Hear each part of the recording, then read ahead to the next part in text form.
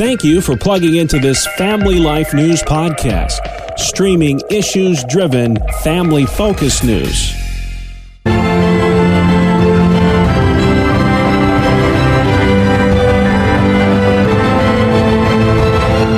Welcome back to another edition of Capital Connection. Fridays during the Noon Report, we give you, the listener, direct connection to what's happening in Albany and Harrisburg with the experts on the issues. At the state capitals, they are Jason McGuire of New Yorkers for Constitutional Freedoms and Michael Geer at the Pennsylvania Family Institute. Welcome back to the program, guys. Jason, I would be remiss if I did not start with this whole coronavirus scare.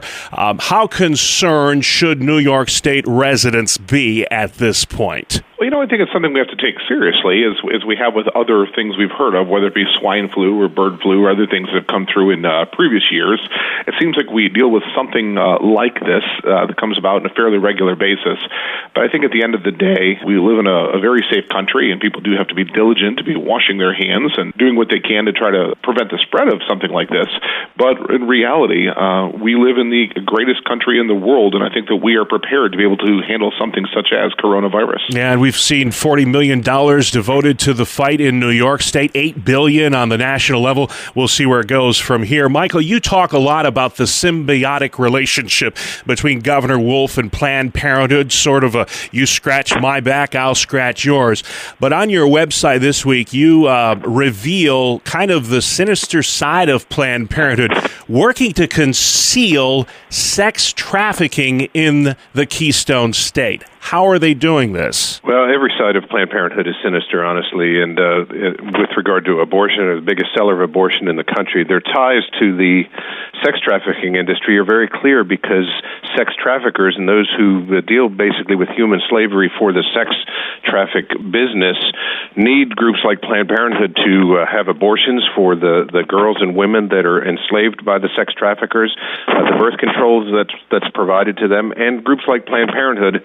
It's been proven in studies. Loyola University in Chicago did a study on sex trafficking victims and found that they frequent Planned Parenthood for abortions and birth control devices regularly, and yet Planned Parenthood does nothing to report these people to the authorities, to law enforcement. There's been, live action Project Veritas showing that Planned Parenthood really is not acting in a protective way for these women and girls that come in there. Yeah, interesting. You can read more on your website about that. Jason, March is the month where folks rally at the state capitol for whatever their cause. In your rally is coming up fast. Legislative Day is St. Patrick's Day, March 17th. The focus is restoring parental rights in New York State. How are parental rights being undermined in Albany? In Albany, there's a host of issues that are coming up dealing with this issue. Whether you look at the discussion regarding legalizing paid or contractual surrogacy, we're literally creating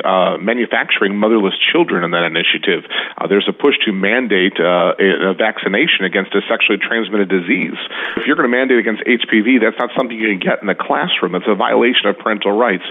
Sex education is another piece of mandatory legislation that Albany is weighing. We believe those conversations are best had by parents, not politicians.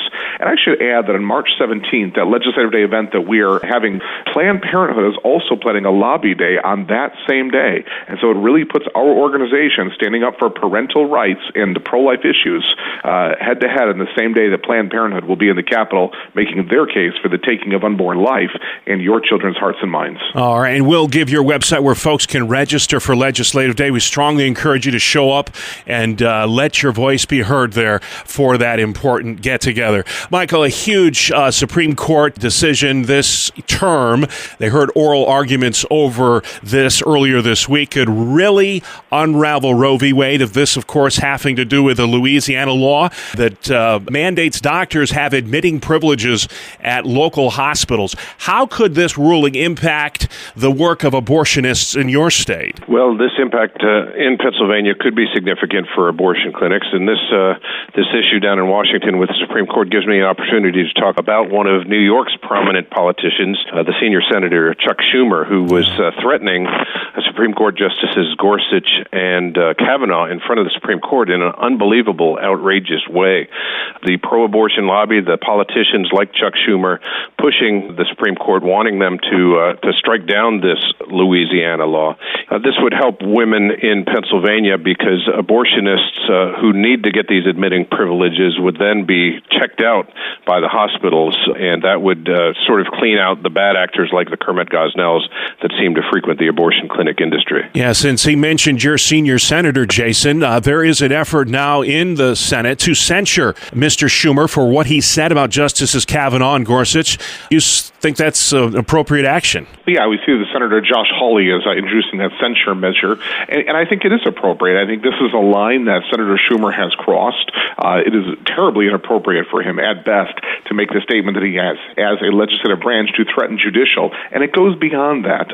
These are Supreme Court justices that are not subject to the politics of the day. They're not up for election. Yeah. So what else could Senator Schumer be saying in the statement that he did? This is certainly something in the day and age in which we live, with the amount of division, divisiveness, anger that's out there, that this just does not feed what we need in our culture today. Real quickly, Jason, we'll stick with you for just a second. The state budget deadline is fast approaching. A lot of folks want to know, will marijuana legalization be part of the final deal? I don't know, and I wish I had this crystal ball I could look in and know all of these things that make life a lot easier on the lobbying side. Yeah. But at the end of the day, the governor, I think, does want to see some revenue come in. He sees other states that are taxing recreational marijuana, but there seems to be just this holdup that, again, this may be a repeat of what we saw last year. There's a lot of talk about the inevitability of marijuana, and it may just fizzle out at the end and go up in smoke. Yeah. March is National Problem Gamblers Awareness Month. Michael, how big? I know that if those first casinos that went up way back in 2004 seems like a lifetime ago. You have been on the front lines of this fight ever since. But how big of a problem is problem gambling in Pennsylvania? Well, let me create a visual image for your listeners. If they think of Beaver Stadium at Penn State University, filled with all the folks that go to the Penn State football games, fill that stadium 3 times, over 300,000 problem gamblers in Pennsylvania, and that means that's the hidden addiction. When you're a drug addict or an alcoholic, people see the effects of that. Problem gambling doesn't have any visual effects that people can see, and yet it devastates families and savings accounts and embezzlement and businesses and church treasurers.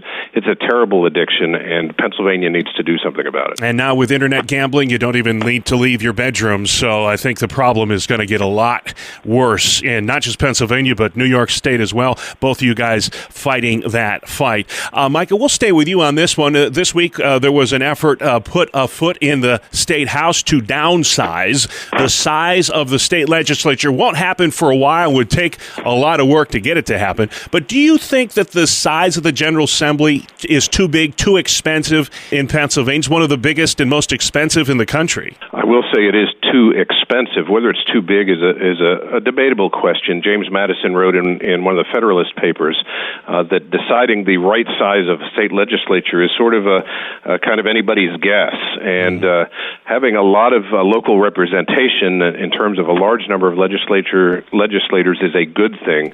The challenge in Pennsylvania is there's so many perks and staffers and everything else that make it very expensive. Yeah. Well, Jason, we survived that first week of the plastic bag ban. I am almost out of mine, and I'm missing them.